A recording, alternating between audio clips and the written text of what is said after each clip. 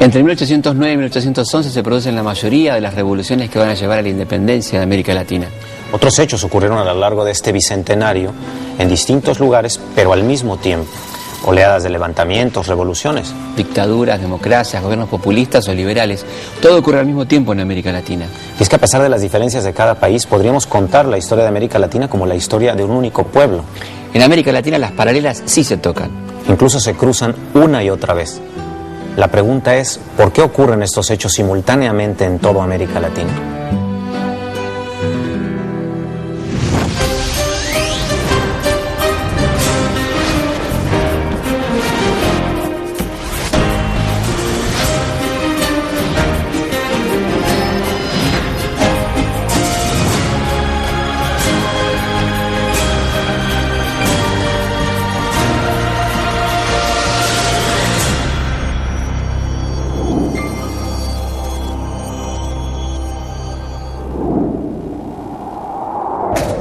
Hace 200 años, los países de América Latina comenzamos a soñarnos independientes. Hasta entonces ni siquiera éramos países. Éramos una colonia del Reino de España y obedecíamos a un rey que vivía muy lejos, al otro lado del mar.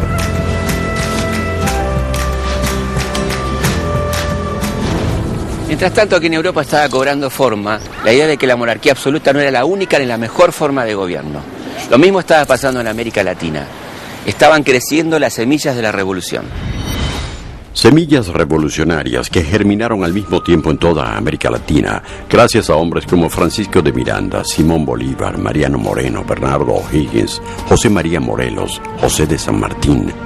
Hombres que lucharon por la creación de nuevas soberanías nacionales con un gobierno representativo. Los protagonistas de nuestras revoluciones eran intelectuales. Y esto porque nuestra independencia fue, sobre todo, una revolución intelectual. Había que cambiar el modo de pensamiento de una comunidad gobernada por un rey a una organización republicana. Ellos entendieron que esto solo era posible si se la pensaba desde una perspectiva latinoamericana. País tras país y casi al mismo tiempo, las luchas por la independencia se encendieron desde México hasta Argentina. Comenzó el 25 de mayo de 1809 en Bolivia, siguió el 10 de agosto en Ecuador, 8 meses después en Venezuela, al mes siguiente Argentina y 2 meses más tarde Colombia. El 16 y el 18 de septiembre México y Chile, el 14 de mayo de 1811 Paraguay, el 5 de noviembre El Salvador.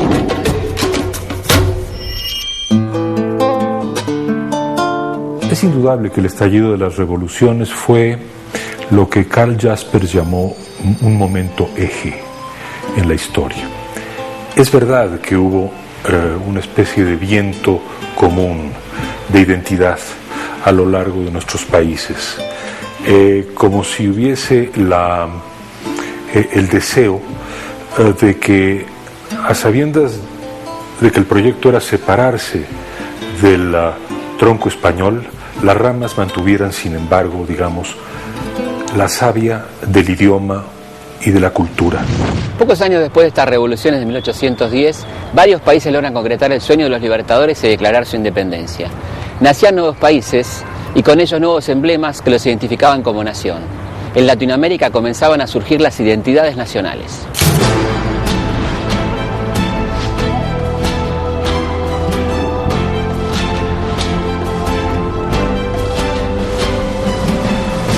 Diseñamos nuestras banderas, escudos y símbolos, compusimos himnos y marchas y todos, sin proponérnoslo, coincidimos en exaltar la soberanía y en jurar defenderla con nuestras vidas. Oh gloria inmarcesible, oh júbilo inmortal, en surcos de dolores, el bien germina ya. Que faltemos al voto solemne que la patria al eterno elevó. La letra de los himnos nacionales hispanoamericanos en su mayoría tienen unas fechas muy determinadas y el contexto es un contexto guerrero, un contexto bélico, un contexto que ensalza el valor, que ensalza el honor. Gloria al bravo pueblo que yugo lanzó, la ley respetando la virtud y honor. Quisqueyanos valientes alcemos nuestro canto con viva emoción. Oíd mortales el grito sagrado, libertad, libertad, libertad.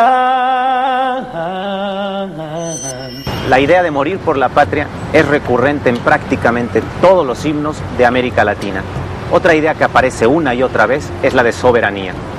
La soberanía tan cantada, al menos en lo económico, nunca llegó a lograrse. Las independencias nuestras nacieron junto con la deuda externa. Fueron hermanas siamesas, la deuda externa y la independencia. O sea que nacimos ahorcados. Muchos de los próceres que nos fundaron también nos fundieron y en todo caso nos hipotecaron de por vida a la banca británica y a lo que era, bueno, el mundo que nacía en el siglo XIX y que de algún modo está vivo todavía. Gran Bretaña reconoce las independencias y a cambio establece dos cosas. Establece varias cosas, pero especialmente dos. Una es que haya un tratado bilateral, no de libre comercio, sino bilateral, entre las nacientes repúblicas y Gran Bretaña. Y en segundo lugar, Gran Bretaña va a dar préstamos a un alto interés. ¿A cambio de qué? Bueno, a cambio de explotar recursos naturales y explotar recursos productivos. Los nuevos países latinoamericanos negociaron empréstitos con bancos británicos y 15 años después de las primeras luchas por la independencia, la mayoría de las nuevas repúblicas tenía deuda externa. En pocos años, los países latinoamericanos estaban sumidos en una grave crisis financiera. Para abril de 1826, Perú había suspendido el pago de su deuda externa y pocos meses después lo haría la Gran Colombia. A mediados de 1828, con excepción de Brasil, todos los países latinoamericanos habían suspendido el pago de sus deudas y ningún banco londinense quería hacer negocios con ellos.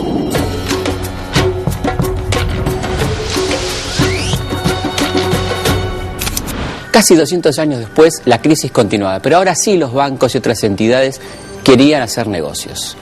En los 90, las reformas neoliberales impusieron un paquete de medidas para toda la región. Estas medidas proponían implementar una mayor disciplina fiscal, mantener un tipo de cambio competitivo, liberar las tasas de interés y privatizar las empresas del Estado. Las primeras áreas que se privatizaron fueron las telecomunicaciones, la energía eléctrica y las líneas aéreas. Después siguieron la infraestructura vial, portuaria y aérea, el agua potable y el correo.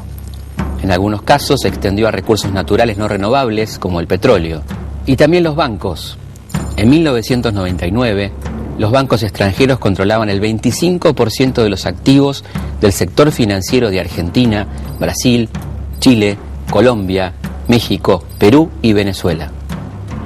Aunque sus comienzos se presentaban como una promesa de desarrollo, las políticas neoliberales tuvieron sus consecuencias.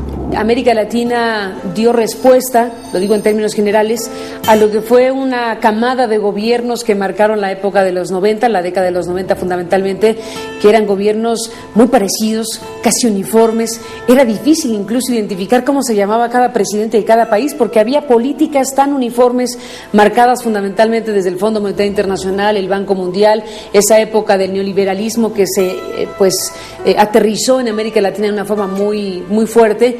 Tuvo un vuelco muy importante a partir de los efectos sociales, básicamente de políticas muy restrictivas, políticas que hacían predominar el eficientismo, digámoslo así, en los números. Y bueno, claro, había mejores cuentas que entregar al Fondo Monetario Internacional, pero había muy malas cuentas que entregar en el ámbito social.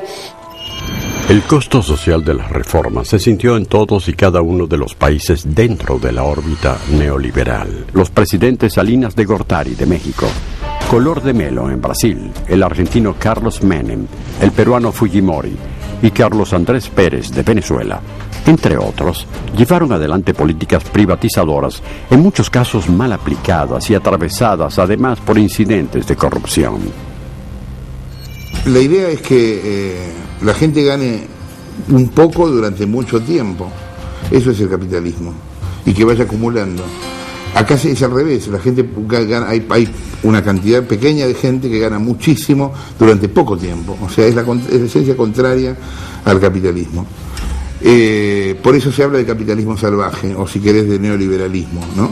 Creo que las privatizaciones eran en una buena medida necesarias, que se instrumentaron muy mal, sin orden, sin concierto y sobre todo sin transparencia y limpieza.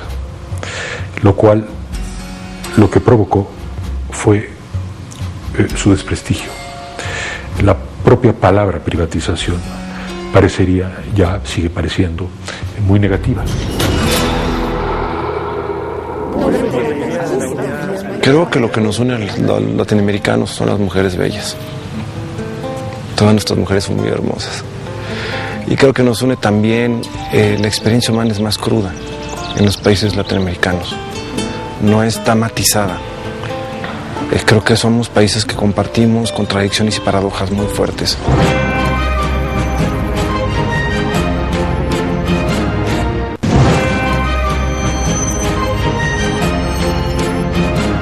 Después del triunfo de la Revolución Cubana y el fracaso de la intervención norteamericana en Bahía de los Cochinos, miles de jóvenes de distintos países latinoamericanos, pero al mismo tiempo, comienzan a creer en la razón de las armas.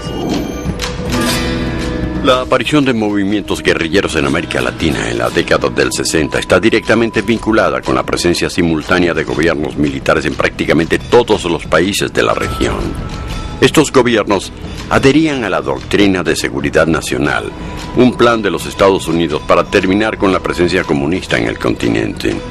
Entre 1962 y 1963 hubo 6 golpes militares en Latinoamérica. Argentina y Perú en el 62, Guatemala, Ecuador, República Dominicana y Honduras en 1963, a los que seguirían el golpe militar en Brasil 1964, nuevamente en Argentina 1966 y en Perú 1968. Hacia fines de ese año, los militares controlaban Bolivia y Ecuador. El gobierno de México estaba en manos de una rama dura del PRI, mientras Argentina, Brasil, Perú, Paraguay y casi todos los países de América Central soportaban dictaduras.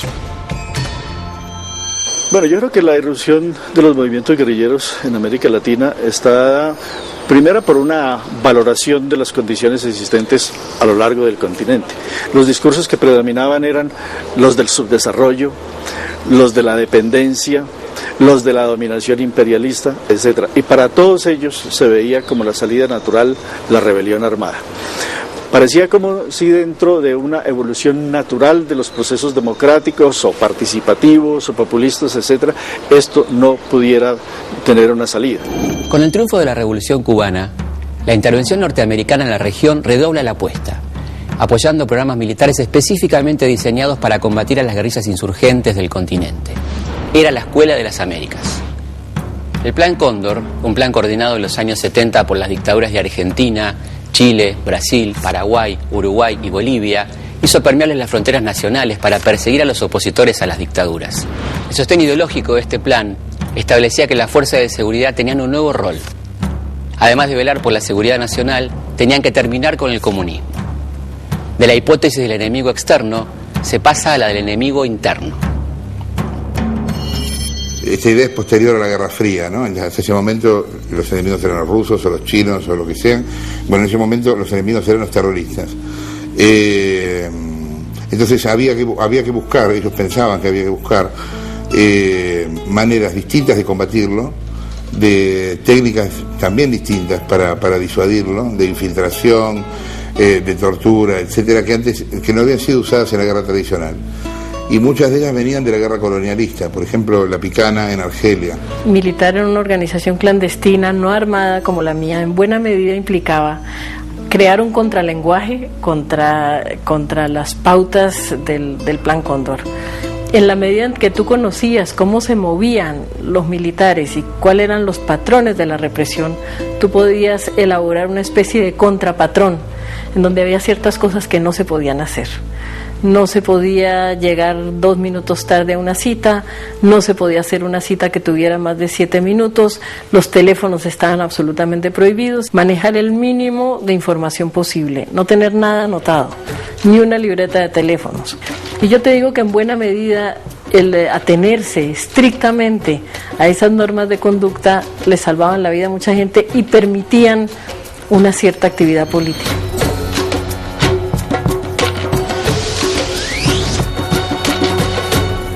Los latinoamericanos compartimos esos años las formas de opresión, pero también las formas de expresarnos. Fue a través del arte. Yo creo que hay como un vínculo entre el arte, o digamos la creatividad, y la conciencia.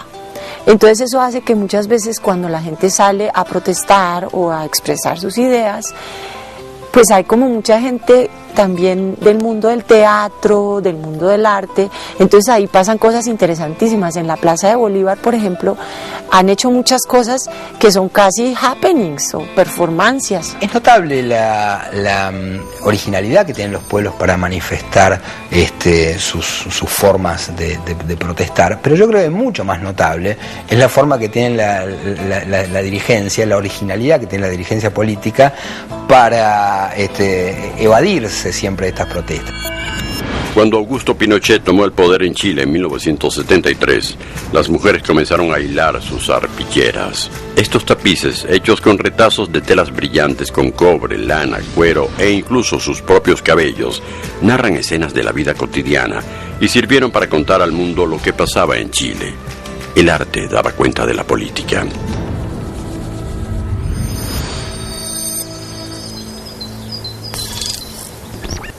En Latinoamérica, arte y política han estado indisolublemente ligadas. Acá en México, los muralistas David Alfaro Siqueiros, Diego Rivera y José Clemente Orozco pintaron la Revolución Mexicana de 1910 en los muros del Distrito Federal.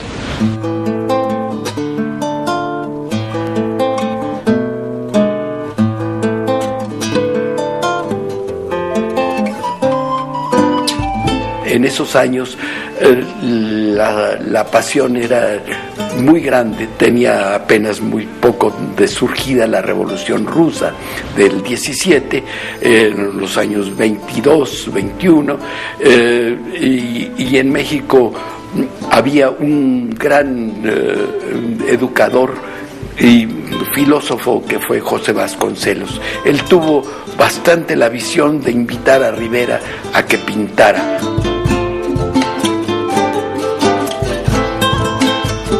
Y me parece que es como lo que viene antes de los grafitis de ahora, ¿no?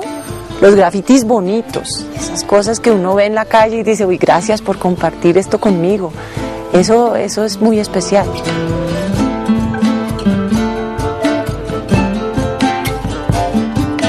La filosofía del muralismo es democratizar el arte, llevarlo al pueblo y levantar todos los principios y todo de la Revolución Mexicana, hacerlos vivir, explicarlos, y por eso vemos que por primera vez en la pintura mural de todos los tiempos aparece el obrero y el trabajador como el héroe del muro.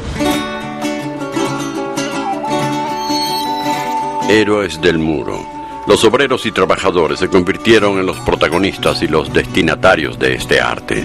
Como Quinquela Martín en Argentina, los muralistas mexicanos, que eran además miembros prominentes del Partido Comunista, entendieron su arte como un instrumento para educar a las masas.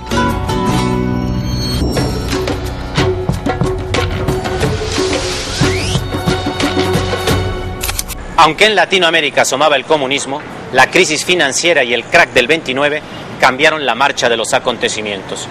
Cuando las consecuencias de la crisis financiera comenzaron a sentirse, el comunismo dejó de tener lugar. Quedó un espacio vacante que los gobiernos populistas no dejaron de aprovechar. Hay populismo de extrema derecha, como es el caso de Hitler y Mussolini, hay populismo de países democráticos o más abiertos o más liberales, para utilizar la palabra que se utilizaba en ese momento, como el caso de Roosevelt en los Estados Unidos. Y hay movimientos democráticos que tienen su punta de populismo, como el de Betancourt en Venezuela.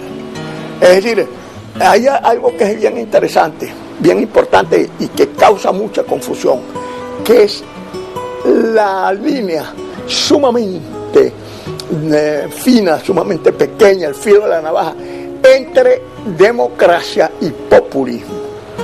Son la misma cosa o vienen del mismo vientre, pero la una es la deformación del otro. Y fundamentalmente lo que el populismo tiene, que lo diferencia de las tendencias democráticas, es el paternalismo, es decir, la búsqueda de un jefe, la búsqueda de un líder, que por eso en América Latina generalmente Cárdenas, Vargas y Perón son militares, porque se supone que es el hombre fuerte, etcétera, etcétera.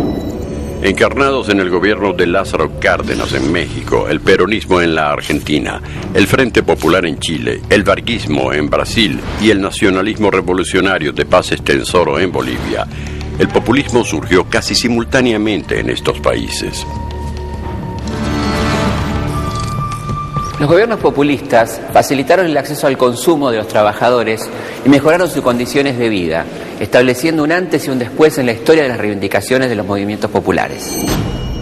En la primera década del siglo XX, México, Perú y Argentina fueron pioneros en la tarea de incluir los derechos sociales y las reivindicaciones laborales en su legislación.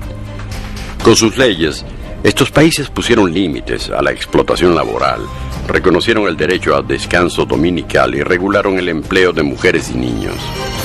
Estas primeras medidas constituyen un punto de partida importantísimo para el reconocimiento de los derechos de los trabajadores.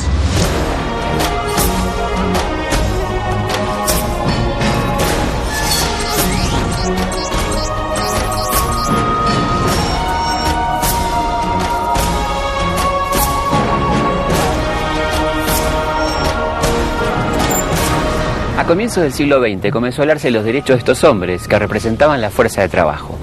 Fuerza de trabajo que hace 400 años, en época de la conquista española, estaba encarnada por los indígenas y los negros. Las condiciones de trabajo en la mina de Potosí son absolutamente nocivas para la población indígena. Son días enteros pasados en socavones, con poca comida, con pocos recursos, y eran condiciones desastrosas porque lo que se quería era tener la mayor producción de plata en el menor tiempo posible y no importaban el beneficio de la población, los derechos laborales todavía nadie se preocupaba de ellos, ¿no? Las principales remesas que llegaban a Castilla o que se enviaban a Castilla, algunas no llegaban, se quedaban en la mitad del camino, eran producto del trabajo en las minas de Potosí, sobre todo cuando se descubre la mina de Huancavelica, que es una mina de mercurio, y se permite lo que se considera el matrimonio más fructífero del mundo, que es la plata de Potosí con el mercurio de Huancavelica. Eso, unido al trabajo indígena, implica bastante dinero para los conquistadores españoles. En Potosí, como en las otras minas de América, las condiciones de trabajo infrahumanas hicieron cada vez más difícil la supervivencia de las comunidades indígenas. La creciente tasa de mortalidad entre los indios impuso a los conquistadores la necesidad de reemplazar la mano de obra aborigen por la de los esclavos. Desde mediados del siglo XVI y hasta fines del siglo XIX, entre 9 y 12 millones de africanos desembarcaron en Latinoamérica. Se calcula que por cada africano que llegaba vivo, 5 perecían por inanición, deshidratación, suicidios o castigos diversos. La peste de la esclavitud se cobraba a sus víctimas. Esta peste de la esclavitud hereditaria proviene de la conquista europea, como proviene de la conquista europea también la idea de que hay razas inferiores y razas superiores. El racismo en realidad se proyecta en escala mundial junto con la organización del mercado mundial, que necesita brazos para las plantaciones en los países tropicales. o al norte también en las plantaciones de algodón, brazos esclavos, mano de obra gratuita para las plantaciones. Y eso requería coartadas ideológicas, religiosas. Para ser tratado como cosa, yo tengo que estar seguro de que el otro es una cosa. Si el otro me prueba de que no es una cosa y es una persona, ya el otro empieza a tener derechos o a reclamarlos. Desde el descubrimiento hasta 1542, los indios eran considerados por la Iglesia como no personas, sino alguien que no tenía alma y por lo tanto susceptible de esclavizar y por lo tanto no susceptible de evangelizar. En 400 años el tráfico de esclavos le provocó a África una sangría de más de 40 millones de personas y a Europa su extraordinaria expansión económica e industrial. Para los europeos, la conquista fue un negocio sin contradicciones.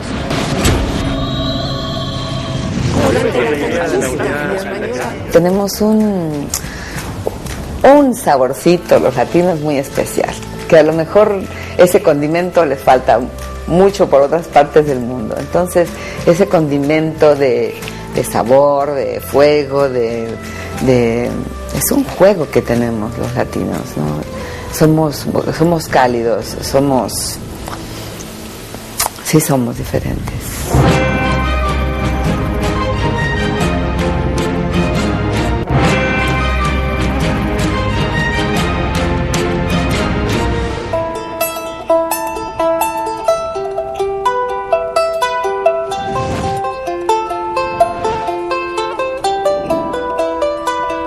Los conquistadores dominaron a los indígenas por las armas, pero para completar la conquista militar debían pacificarlos, convertirlos a la religión católica y conquistarlos también espiritualmente para eliminar sus antiguas creencias. Primero llegan y sin que hablen náhuatl los frailes, ni que los indígenas hablen español, hay bautismo.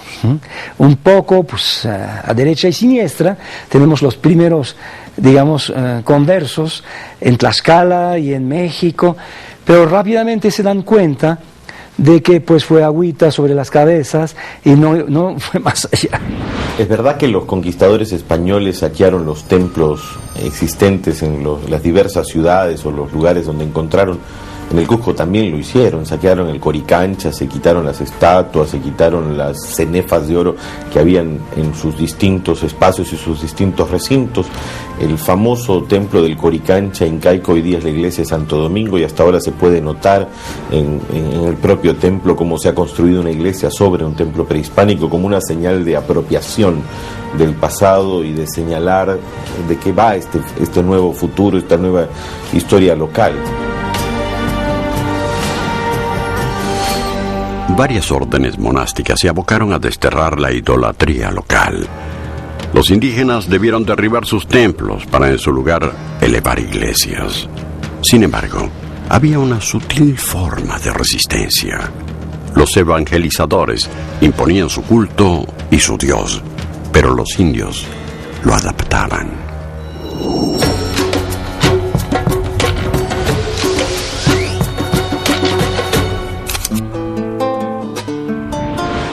La Virgen de Guadalupe representa en todo su esplendor el sincretismo religioso. Es más, es muy curioso porque la Basílica de Guadalupe está permitido. De pronto entran los indígenas y realizan, inclusive dentro de la iglesia, sus danzas rituales. La imagen de la Virgen María de Guadalupe, si te das cuenta, es una bella imagen de una indígena, joven, preciosa, o sea, con una cara dulce, sufrida. Además aparece con una cinta negra y ya en su vientre Jesucristo.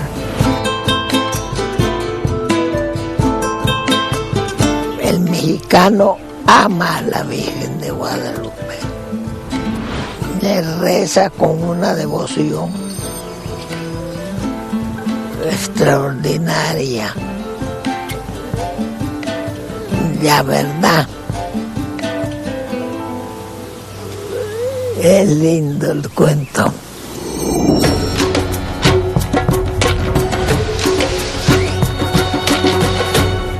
muchos religiosos llegaron a una forma pedagógica de hacerse entender en función de los ejemplos de los mitos, los dioses que las comunidades indígenas tenían en esos momentos. Y en ese sincretismo vieron una vía mucho más efectiva para llegar a la fe que estaban inculcando que el sistema de represión y de castigo. Con música y obras de teatro, los dominicos evangelizaron a los aborígenes desde Chiapas hasta la ciudad de San Salvador. Y una vez terminada la representación, comían todos juntos. Las encargadas de cocinar y servir la comida eran las indígenas. Y en este intercambio, producto de la evangelización pacífica, también los frailes aprendieron. Los cacharros de metal eran caros y escasos, y los dominicos aprendieron a cocinar en utensilios de barro, donde preparaban ricos guisados con alimentos europeos y americanos.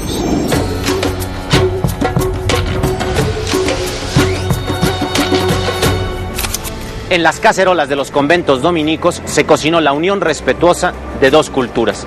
Muchos años después, en América Latina, otras cacerolas volverían a sonar, marcando un fenómeno y un momento de la historia de América Latina. Cacerolada, caceroleo, cacerolazo. Suenan distinto, pero significan lo mismo: la modalidad de golpear cacerolas para protestar.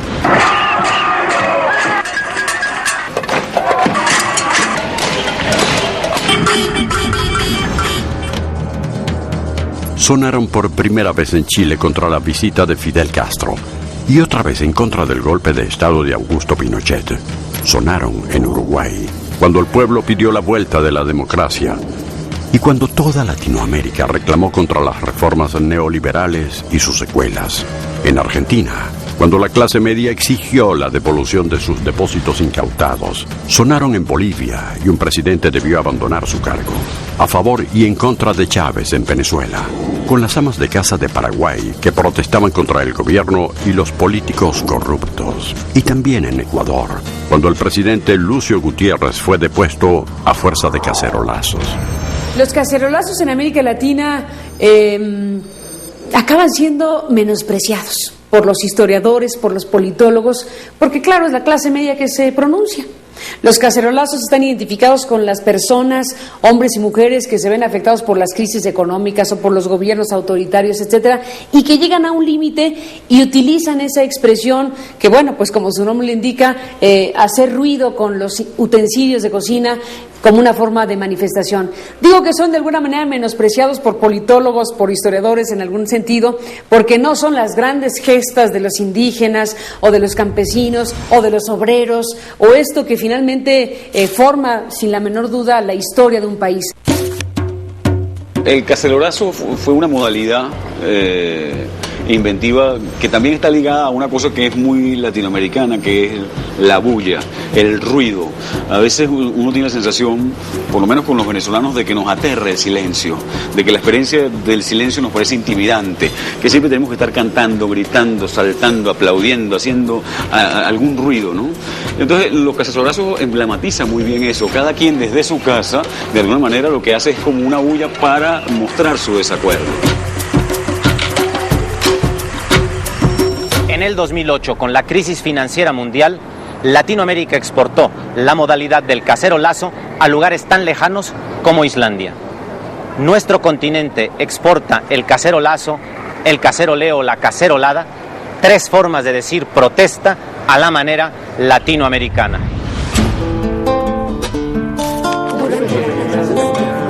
Yo creo que los latinoamericanos recién nos estamos conociendo. Recién tenemos una mirada para reconocernos como hermanos y hermanas, que tenemos una identidad continental. Es un mosaico de una gran diversidad y riqueza cultural. Y creo que esto es lo que tenemos que poner en común.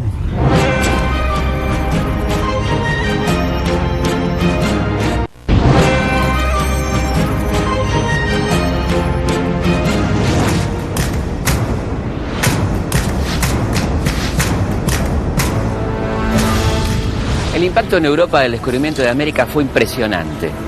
la economía, la cultura, la geografía, las ciencias naturales, sobre todo la cosmovisión, se pusieron de cabeza.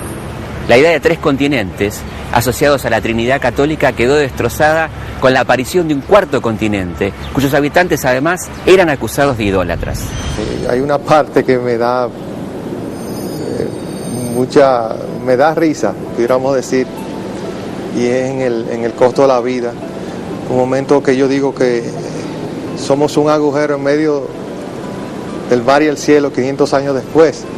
Una raza encendida, negra, blanca y taína, pero ¿quién descubrió a quién? No sabemos si fuimos nosotros que lo descubrimos a ellos, ellos a nosotros. Todavía nos falta desentrañar la imagen que en el mundo indígena se formó de aquellos españoles que llegaron, como decían las crónicas de ellos, en casas flotantes, con unos perros inmensos que eran los caballos. Era realmente como seres de otro mundo. No quiero ni imaginar la cara de un poblador peruano al ver el primer chancho, ¿no? O al ver el primer cordero, o la primera vaca, ¿no? Y que eso servía para luego construir todo ese universo maravilloso de cosas que hemos construido, digamos, ¿no? O no quiero ni imaginar la cara del español cuando le dio un mordisco a una papa cruda, ¿no? Y no entender cómo podía comerse algo así, digamos, en su momento, ¿no?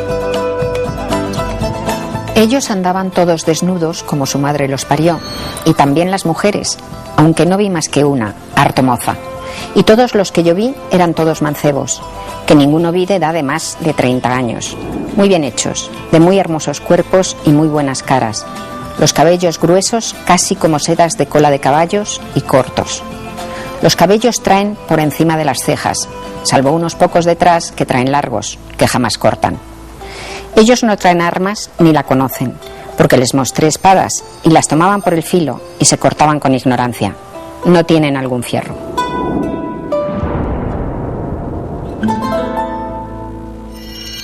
Tres décadas después, las crónicas de Cortés insisten en el carácter amigable de los indígenas. Escribe: jamás habían visto gente como nosotros. Al principio, para los indígenas, la llegada de los españoles fue el asombro, el cumplimiento de las profecías. Cuando Moctezuma los recibe, les dice: bienvenidos, señores, y tomen posesión de su reino. Porque ellos estaban convencidos de los ciclos del cosmos, que hay ciclos que se cumplen y que entonces cada 52 años pasa esto, cada tantos días pasa esto. Había todo un orden cosmogónico que representaba muchas cosas para ellos. Entonces estaban convencidos que su tiempo había terminado, que llegaba el señor Quetzalcóatl y que había que entregarle el reino. Al principio fue el asombro, luego la dominación y la rebelión. De la rebelión a las revoluciones y a las luchas por la independencia. Encuentros, desencuentros, fuimos enemigos, fuimos aliados y firmamos la paz. Las guerras entre países sudamericanos no fueron muchas, pero dejaron hondas cicatrices que hoy comienzan a cerrar gracias a la prevalencia de acuerdos como UNASUR, Mercosur y otros. El enfrentamiento entre Perú, Bolivia y Chile en la llamada Guerra del Pacífico entre 1879 y 1884 fue uno de los más violentos y recordados. Chile resultó vencedor y, como consecuencia, Bolivia perdió toda salida soberana al Océano Pacífico. Esta fue, a su vez, una de las causas de la guerra entre Bolivia y Paraguay, la llamada Guerra del Chaco, donde murieron cerca de 100.000 soldados, la guerra más brutal que hubo de enfrentar a países hermanos. También en Paraguay ocurrió la Guerra de la Triple Alianza. Así se la llamó por el acuerdo entre Argentina, Uruguay y Brasil para enfrentar al Paraguay de Solano López. La guerra costó a los paraguayos la muerte de casi todos sus hombres.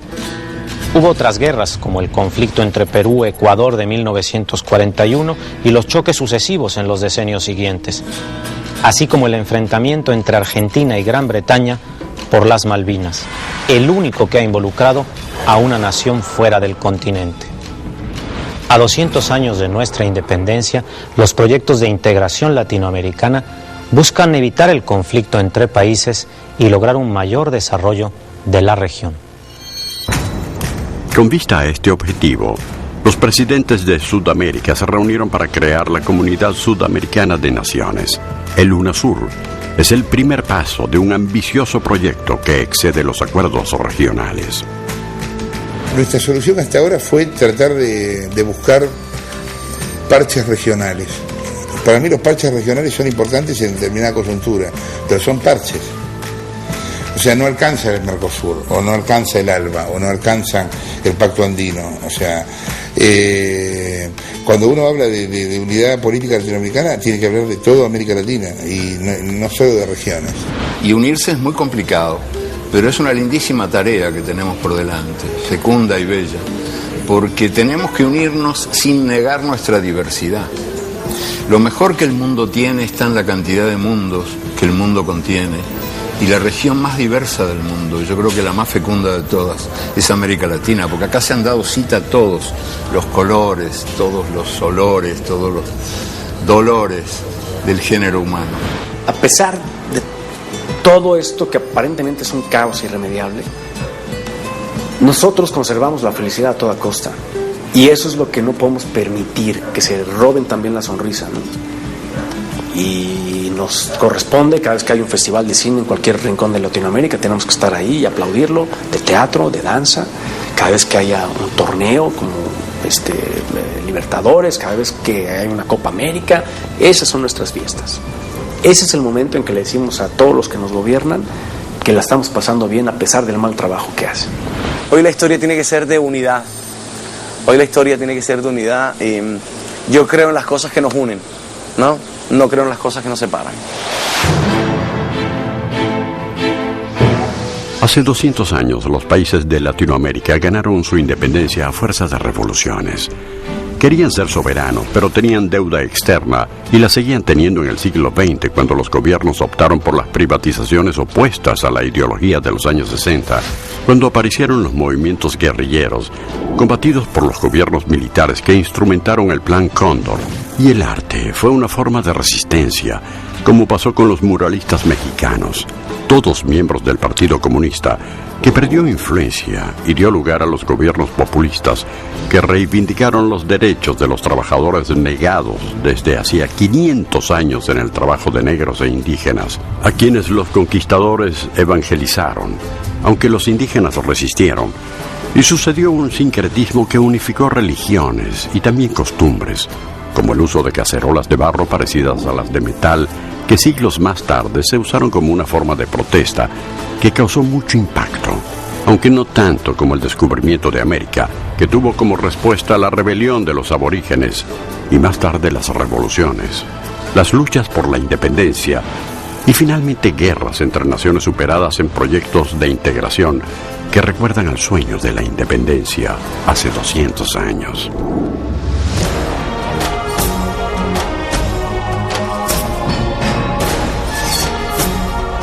Y es que hoy estamos más cerca que nunca del sueño de San Martín y Bolívar de una América Latina unida como una única patria.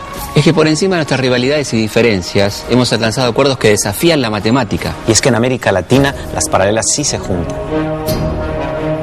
La independencia es un camino que comenzamos a recorrer juntos hace 200 años y que seguimos recorriendo, estableciendo los lazos que nos unen sin perder las diferencias que nos enriquecen. Porque es allí, en las diferencias y en las similitudes, que estamos inexorablemente unidos por la historia.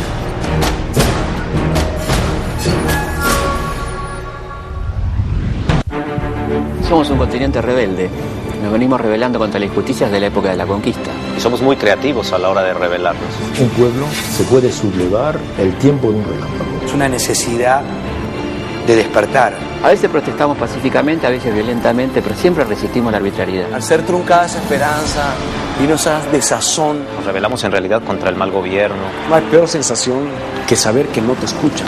Se terminó convirtiendo en un desmadre de vandalismo y pillaje.